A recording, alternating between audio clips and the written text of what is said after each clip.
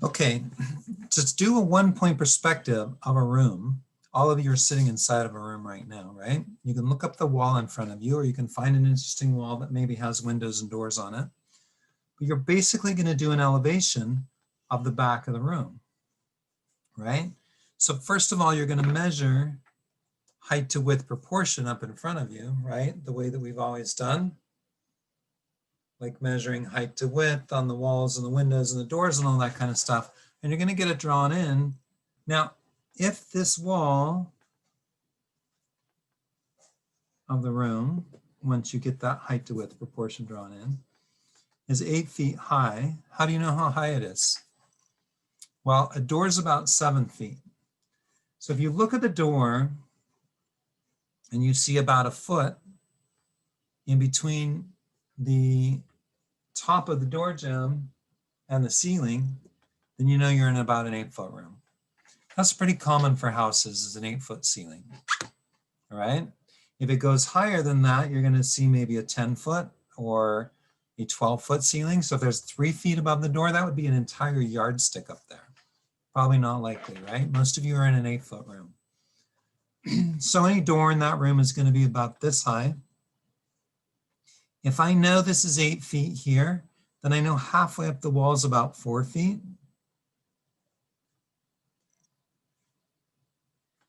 And I know that 6 feet and 2 feet are in between there. And your height, your eye level standing up is probably at about the 5-foot level. You guys are sitting down, so your eye level is probably at the 3 or the 4-foot level down here. How do you know? Your vanishing point and your eye level and your horizon line, right? So your horizon line is where your eyes are. So if you're standing in this room and your feet hit down here at the floor, halfway between your eyes and your feet are going to be your hips, right? So your head's going to be probably about this big.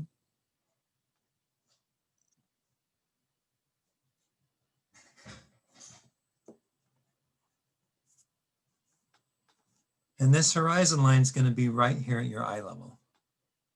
Okay? So if you're drawing a room with someone standing up, then your horizon line is going to be up here around 5 feet. If you're drawing a room with somebody sitting down, then your horizon line is going to be right here around 3 or 4 feet. If you're drawing for Spider-Man, maybe your eye level is clear up here at 7 or 8 feet if someone's hanging off the ceiling, right? That is all going to change the way you see the stuff down here in the room.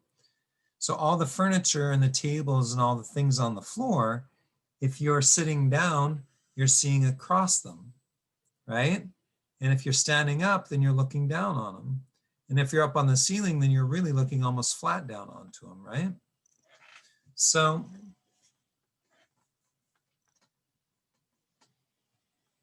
let's draw from imagination a room, and we'll set up a window and a door in the background on the elevation. So this is an elevation of the back wall.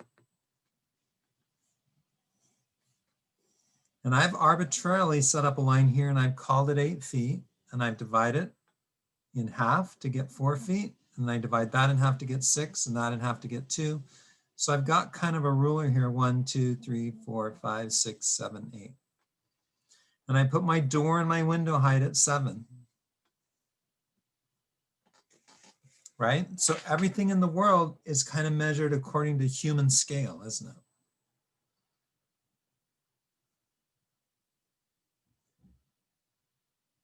The 3-foot line in the room is kind of important because chairs and sofas and tables, let's draw a sofa back here on the back wall. In elevation view, that would be 3 foot high and 6 foot wide. So take the 6 feet from here, because we're in one point, and put it down here and make them about the same. You also can take this 3-foot height here and make sure that this is about halfway from right to left over there, right? So if you put a cross in the middle of your sofa, height to width, like this, then you'd be saying the seat of the sofa is here. The seat of the sofa is halfway up to the top. So if a sofa is 3 foot high, the seat is going to be 1.5 because your knee hits halfway between your hips and the floor. Your hips are about 3, your head is about 6, a little bit less, right? But most seat height is about 1.5 and chair height is about 3. It varies, it's just a little bit different. Sometimes a chair will come up to 4, if it's a dining chair or something like that. But sofas are about 3 by 6 foot. So halfway up is where the seat cushion happens. The arm happens halfway between the top and the seat. Now someone was standing up and had the camera up here to take a picture of this sofa. How do I know? Because we're seeing the top of the seat cushion, right? We wouldn't see the tops of these arms. We wouldn't see the tops of these pillows if they weren't standing up when they took this picture. So the camera is up above this. I can actually figure out exactly where the camera is if I take this line right here and I go off in this direction. And I take this line right here and I go off in this direction. That tells me the camera was right here. And that is my vanishing point. All right? So the vanishing point is the spot where your eye hits, or the spot right between your eyes, because you have 2 eyes and a camera only has 1. Your vanishing point is going to be right there above that. Notice how this leg and that leg line up right along there. I can continue that on up to my vanishing point. Everything that moves in depth in a 1-point perspective goes to vanishing point. So the top and bottom of this pillow, the cylinder that goes back there, are headed towards my vanishing point.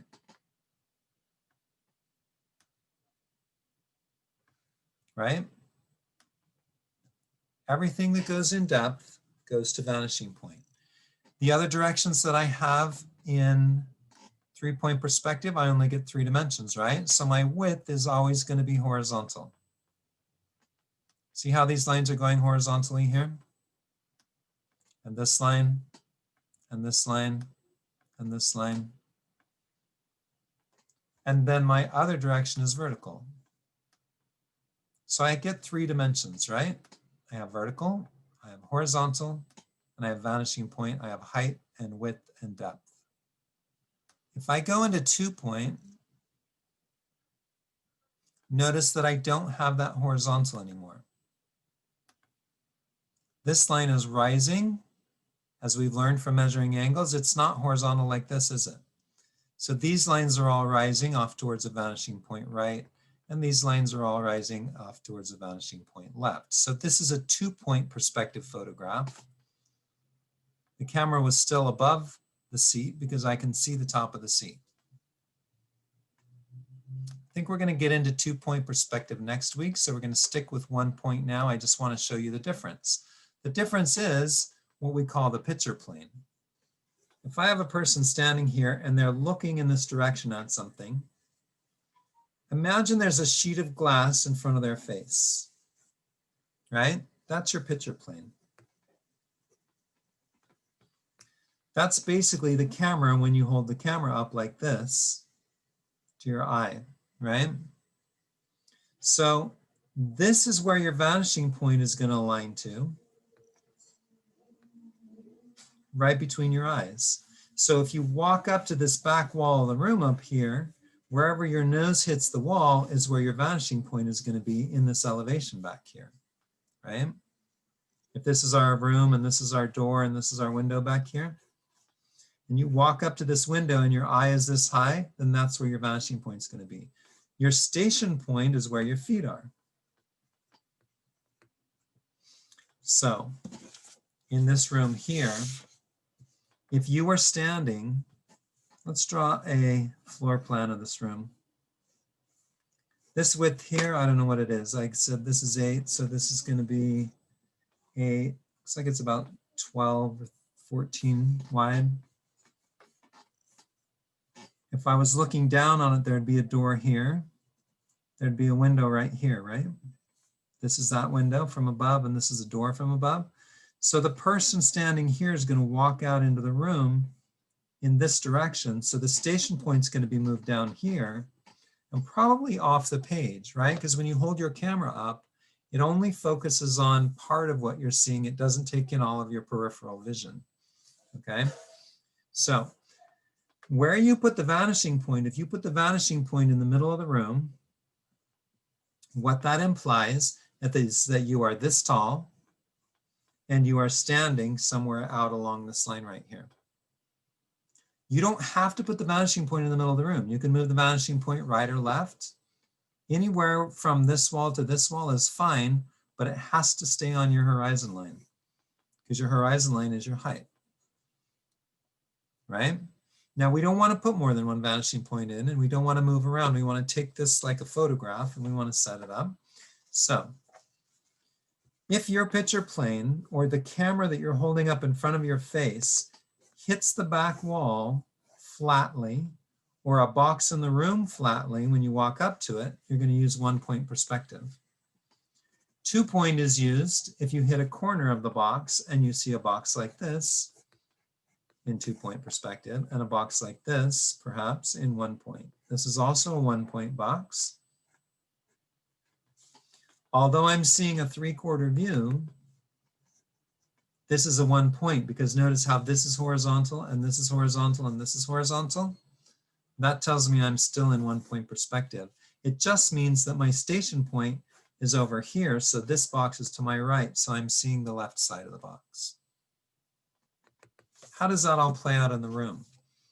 Each of you has on a sheet of paper this box drawn in, I hope. I'd like you to put about 1/3 of the way down a horizon line all the way to the edge of your page and draw this box in. The next step is to draw a line from the vanishing point to the corner of the box. Not an X across the box exactly, but from the vanishing point to the corner. So it's not going to be a perfect X. It's going to be a little bit off of the perfect X. If I X to the middle, I'd be down in here, wouldn't I? Where I made the 4. So I'm up here a little higher because I'm standing up. I've gone from vanishing point to the corner, and then I want to continue that line out to the corner of the page. So take from this vanishing point here, continue this line until it comes off the edge of the page. If you need to take your pencil out and put a mark, that's a good idea. This line, do the same. Project it to the edge of the page, put a little mark there, and draw a line out to the edge. You want to make sure these lines continue in the same trajectory. You're not going to the corners of your page. You're going from the corners of the box in the same way, so you're not bending the line.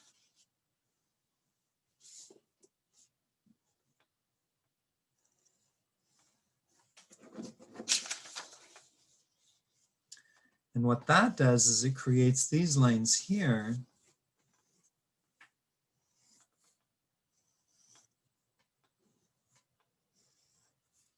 that show that this is the end of the room here. This is your elevation of the back wall. This is your right wall, your left wall, your ceiling, and your floor. So this sofa should move out into the room according to this vanishing point, right? If I wanted to draw a box in this room, let's just draw a box out here first.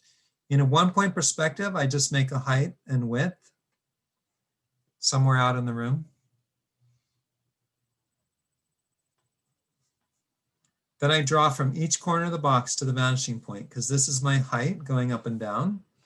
This is my width going back and forth, right?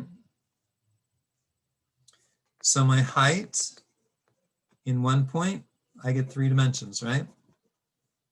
Height, width, and depth. Height goes up and down. I'm going to judge that by the edge of my paper. Width goes back and forth. I'm going to judge that by the edge of my paper. And the depth goes to the vanishing point. So take from each of these 4 corners and draw very lightly a line towards the vanishing point. Just put your pencil on the corner, put your eye on the vanishing point, and draw a line. And then decide how deep you want the box to be, and draw a line flat, and draw a line up, and draw a line forward, And this is now a 1-point box in a 1-point room. And this end of the box here is parallel to this back of the box inside of which you're standing, right? So this end of the box moves in height and width, just the way all the lines on this wall are going height and width.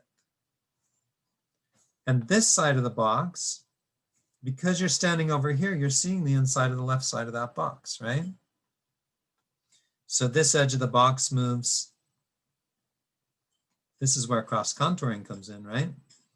Moves off towards vanishing point and vertical, just like this wall moves towards vanishing point and vertical, right? And then the top of the box, just like the floor, because it's parallel to the floor, these lines move towards vanishing point and horizontal, just like the floor moves horizontal and vanishing point. So parallel lines converge to the vanishing point. These lines here in depth converge towards vanishing point. Vertical and horizontal stay true in 1-point perspective.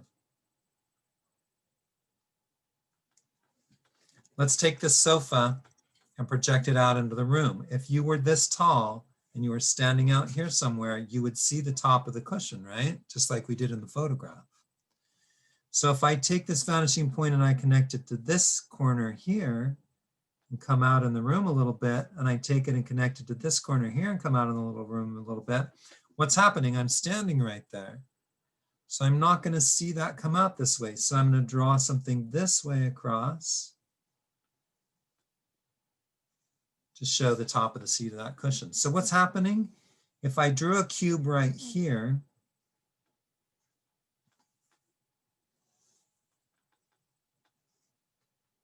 it would look like this. So this line's going to vanishing point, yes. So it's tilting a few minutes before the hour. Remember the first week when I taught you angles?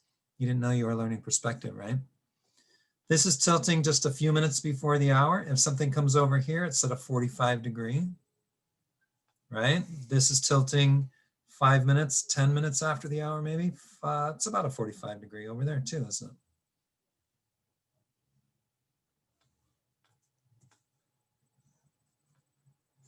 But what's happening here is these are mashing up. Because this is drawn right at the edge of my vision, it's getting flat there.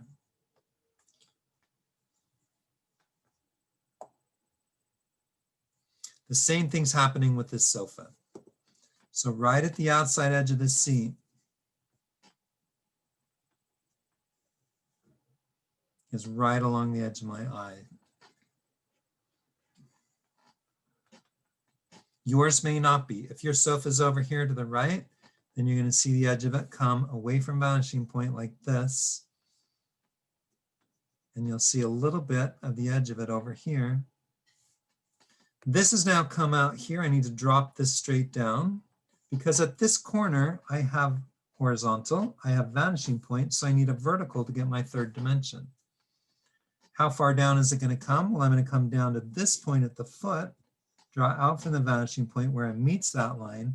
That's going to be the box of the sofa in there. So I'm getting a little bit too much going on here. Let me erase some of this. This is the floor line. This is the back of the sofa. This is the footprint of the sofa down here. Usually what I do when I'm drawing a piece of furniture is I imagine the box that the sofa was shipped in. So let's say I wanted to put a sofa out along here. I would take and draw in here. Now first I'm going to draw in a horizontal, and a horizontal, and a vertical, and a vertical. I'm going to come up about 3 feet. I know this is 3. Go from vanishing point along 3 along this wall. I'm going to have 3 feet up here. Then I'm going to take that 3 feet, pinch my pencil to measure it, and go 3 feet out here. So I get a box drawn here. Corner to vanishing point, corner to vanishing point. This is going to come out here. This is going to come up there. This now is the box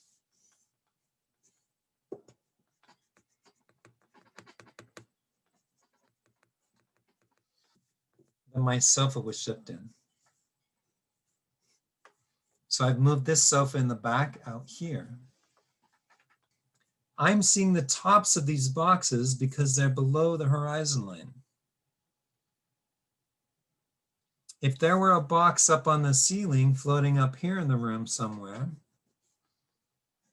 I would see the bottom of the box. I'd draw lines from here to the vanishing point.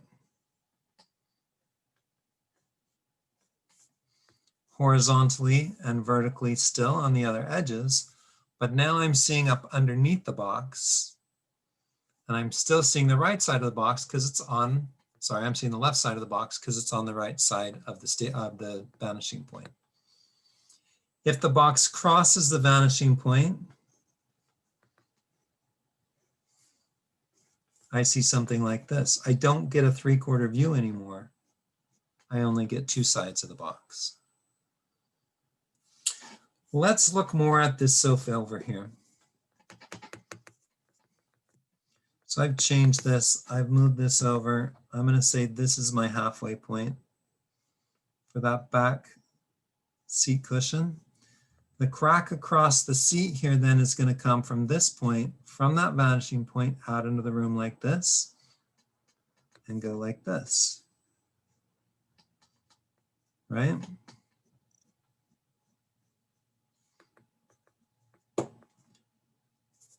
So in this box right here, if I'm trying to imagine a sofa, the seat of the sofa is going to be about halfway up.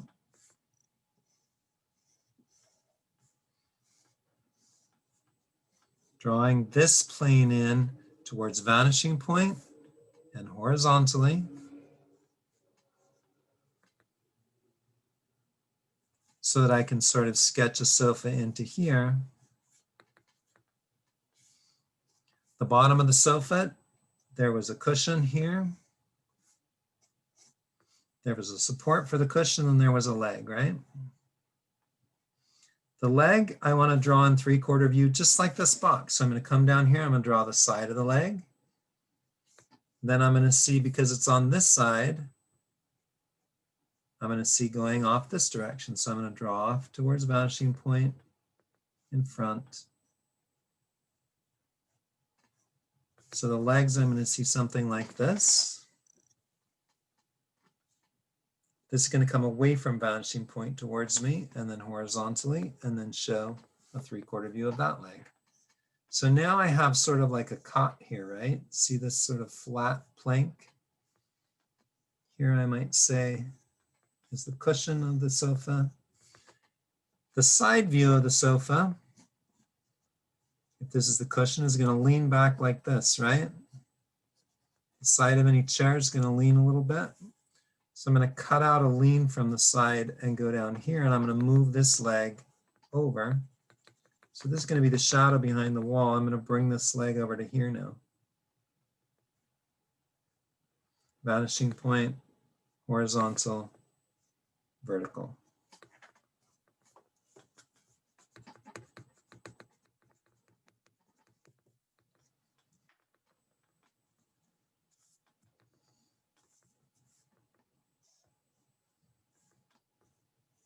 So this is the lean back of the sofa, and this is the seat of the sofa. I'm going to draw this line going back here and draw the cushion. This is going to lean over here about the same as it does over here. I'm just going to move this line back there.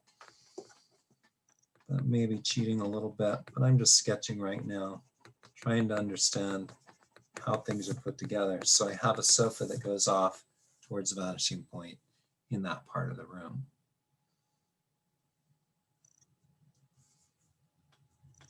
If there's a table in this room, let's say it comes out flat this way, I drew it at 3 foot. So I came over here to 3, I came away from vanishing point along the wall at 3.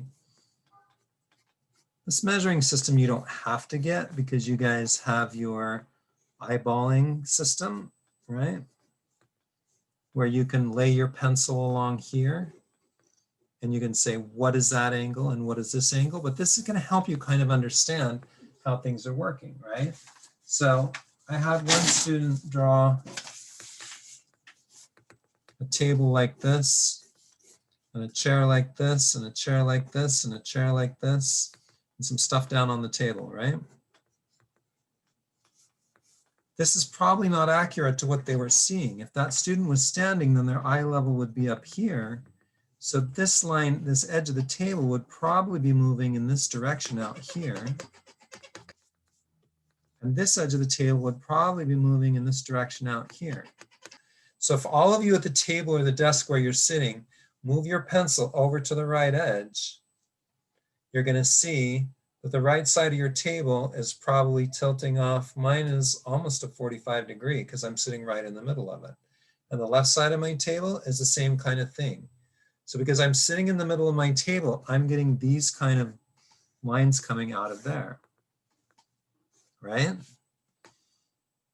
If I move my head over to this side of the table, then this line's going to go straighter and this line's going to go more out that way. So I'm going to see the table something more like this.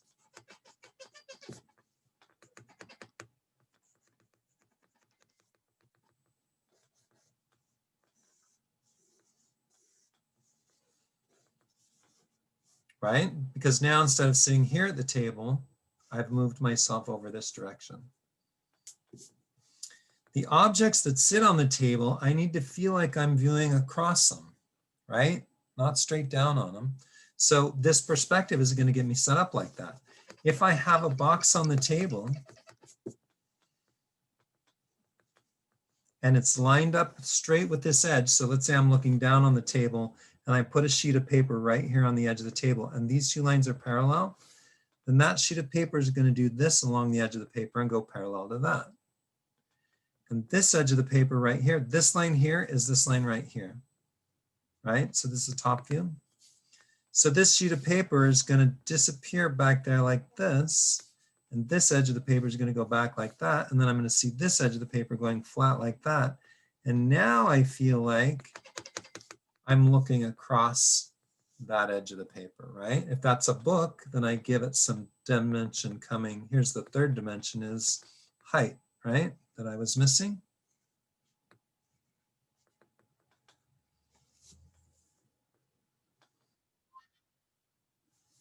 A cylinder obeys these same rules. So if I have a box here that the cylinder was shipped in,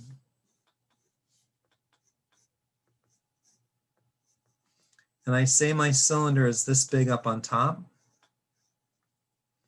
then I take tangent here and here down to the table. Notice that this box is going to come tangent here and here. It's going to come back here and here.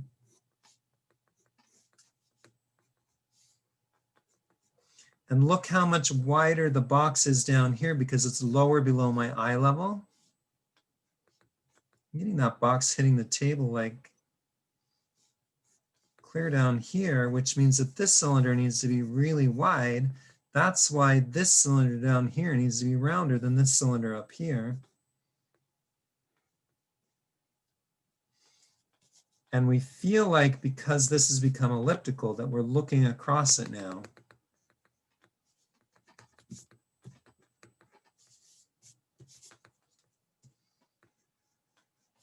So I can't have a tabletop where I'm looking at something across the top of it this way and have a cylinder drawn really round on it as if I was looking down at the top of it this way, because this ellipse becomes elliptical, right? It needs to be pinched according to the table. And you don't really need to figure that out. You can measure it by looking up in front of your eye and measuring the height to width proportion of the cylinder. And if it's twice as wide as it is high, then that's great. If this is a low-lying table and you're seeing something more like this, then we would expect the cylinder to be more round than up here where the cylinder would be more pinched.